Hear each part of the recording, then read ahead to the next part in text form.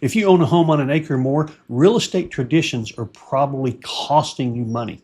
What I mean by that is most agents are very familiar with selling typical homes, and they use real estate traditions, methods, and strategies that have been used a long time that should not be applied to a home like yours.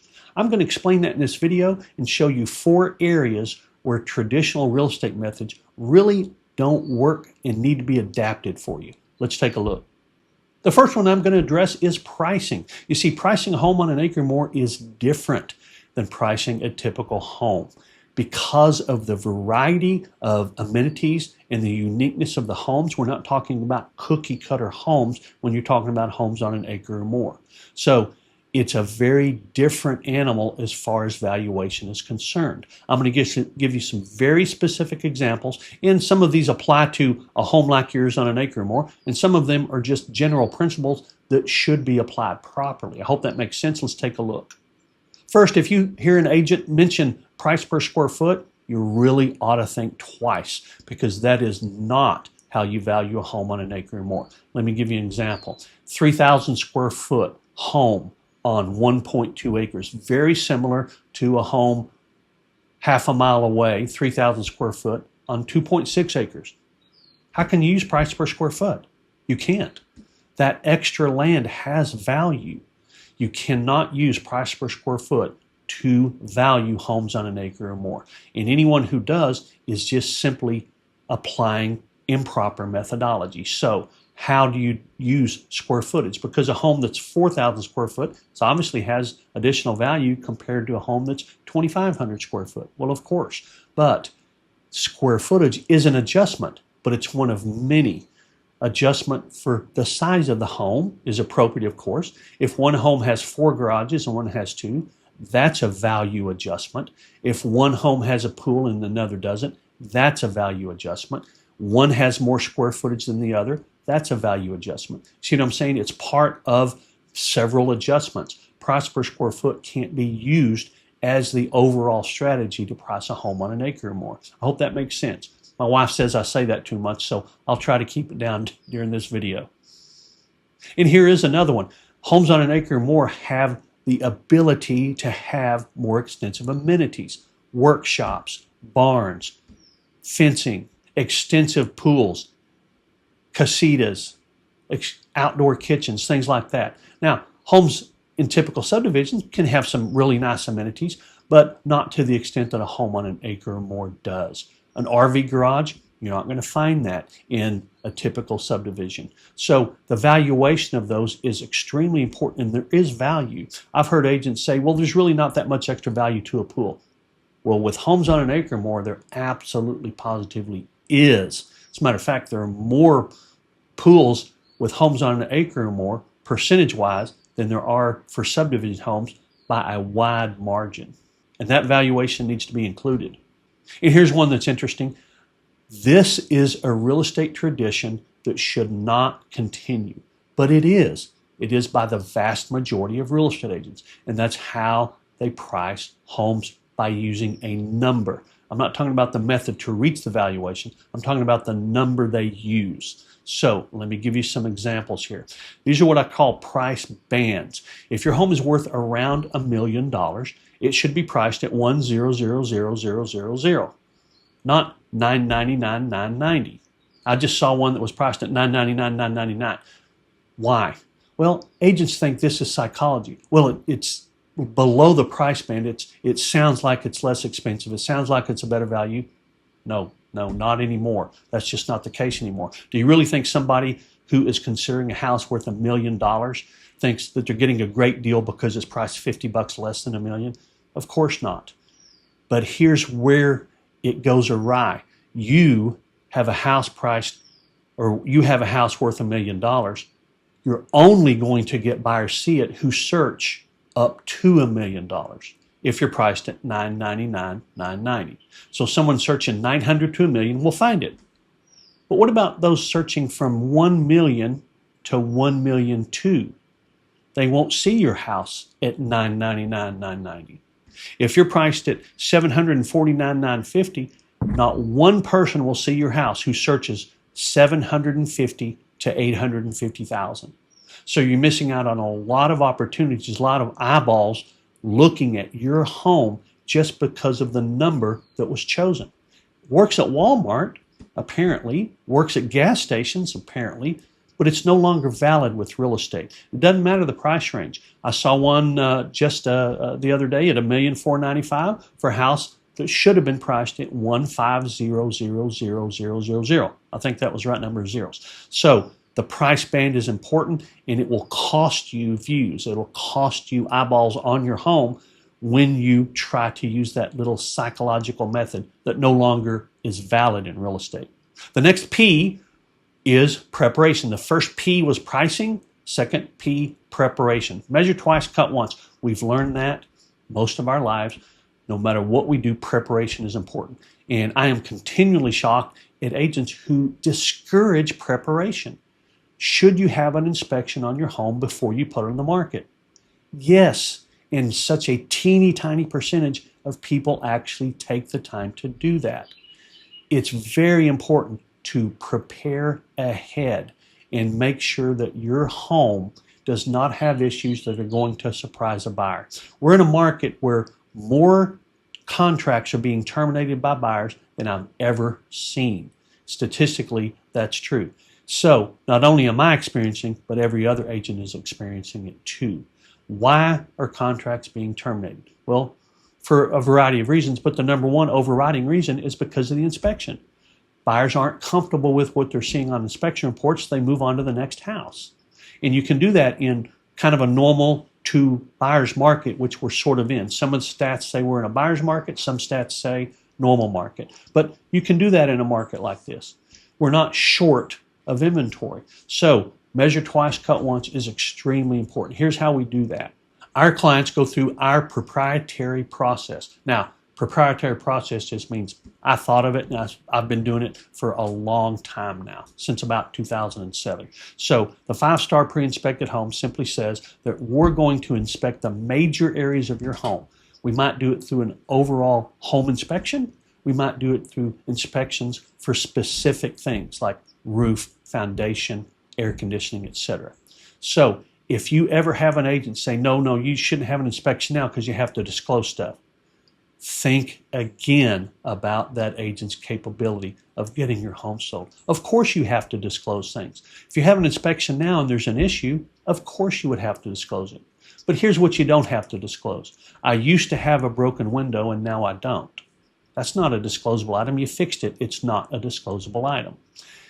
If you take care of issues that cause concern to buyers, then when they have their inspection, those issues don't exist. Yeah, of course, this is marketing too. You can say, hey, repairs or improvements were made. We have a new capacitor, or we have a new coil, or whatever the case is for your air conditioning system. That is a plus for buyers to know. But when a buyer comes along to the house that is competing with yours and they know nothing about it until they get their inspection, but they look at your house and you provide them documentation that your roof is in good condition, that your foundation's in good condition, that your electrical is in good condition, that your air conditioning and heating is in good condition, that your plumbing is in good condition, that your termite situation is clear, that your septic is in good working order, that your well is in good working order. Now, here's the cool thing. I pay for those. I invest my funds to pay for those. That's how strongly I feel about it. It does take some cash outlay to do it, but I do that on behalf of those clients who decide to hire me. I believe so strongly in preparation that I actually invest my money. I'm not going to beat that dead horse, but it's important. We then put a sign in front that says 5-star pre-inspected home.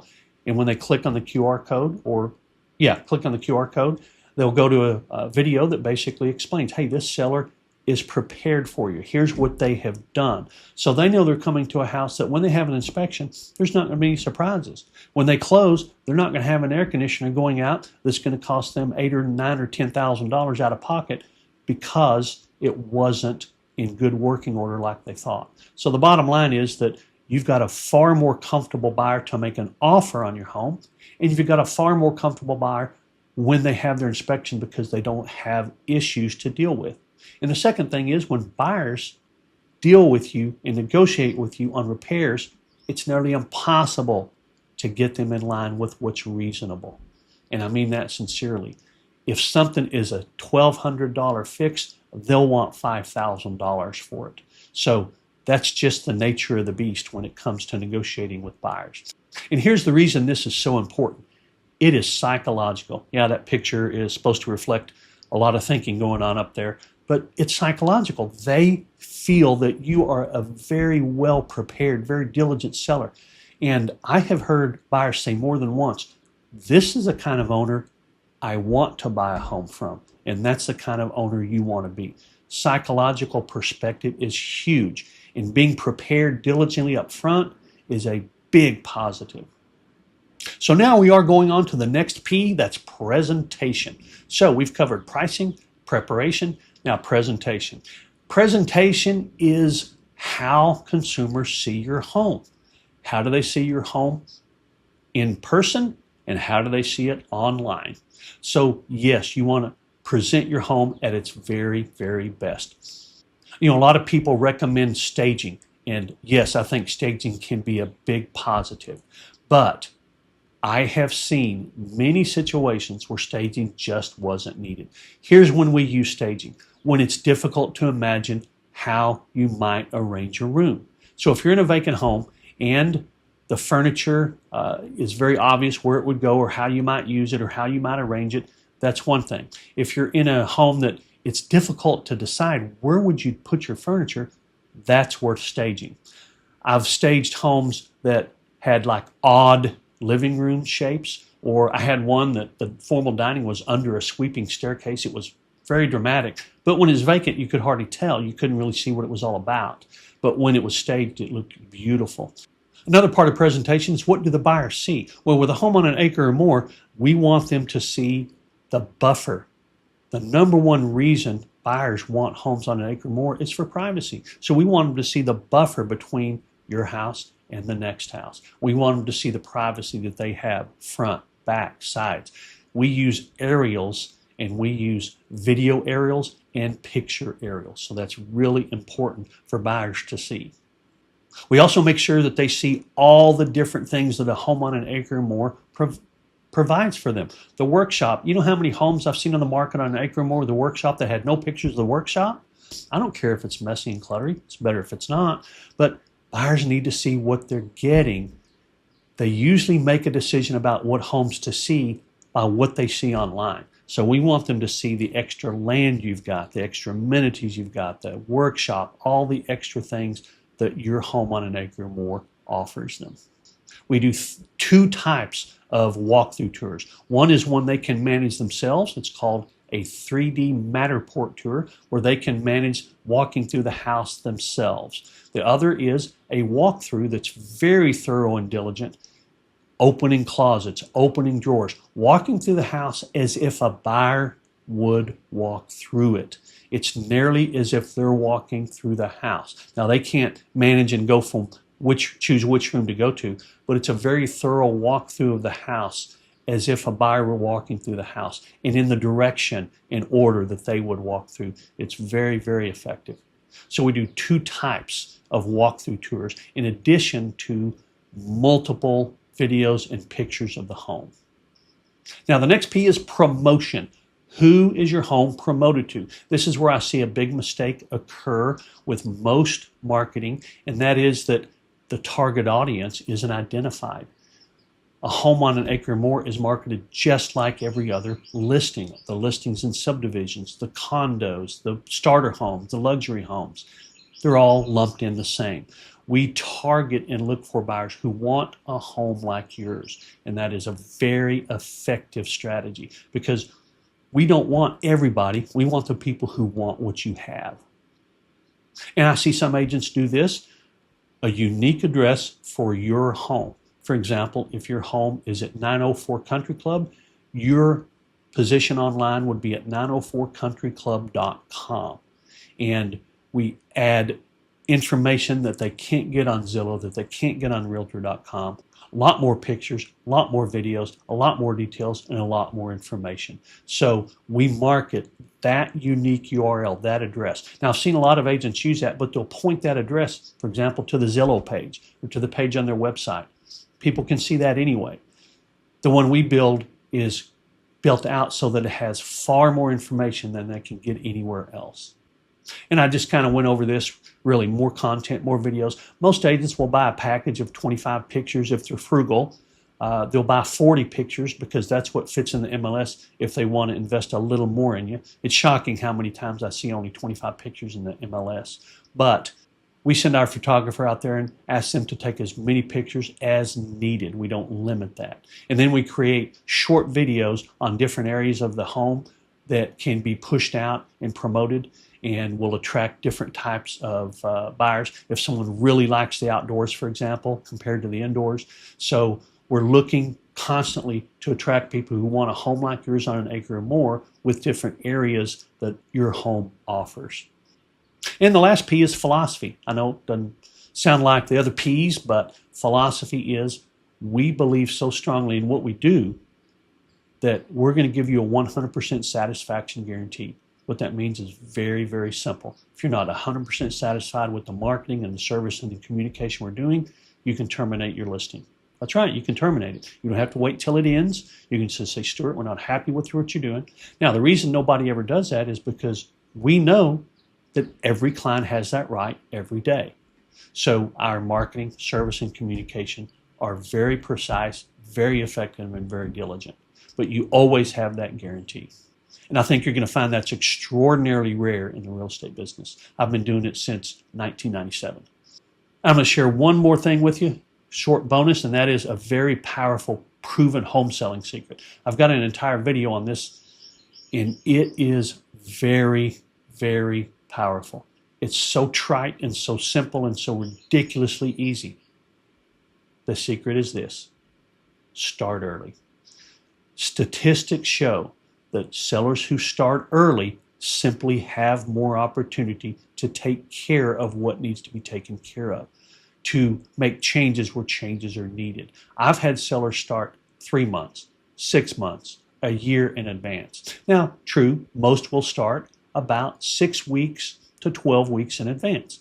But I have had, over the years, probably double-digit sellers start 6 months to a year in advance, or 12 months or more.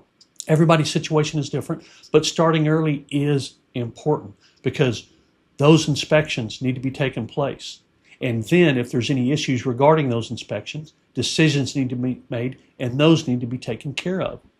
So starting early is always better. As a matter of fact, statistically, we find that it makes sellers an average of 5 figures more at closing in the home sale in half the market time. Now, I did throw another video up here. This one goes into more detail on the 5-star pre-inspected home. Gives you a little more detail and a little more information about how that works if you're interested. I hope you found this one helpful. I know you'll find that one helpful. And remember, it's your choice, so make it a powerful day.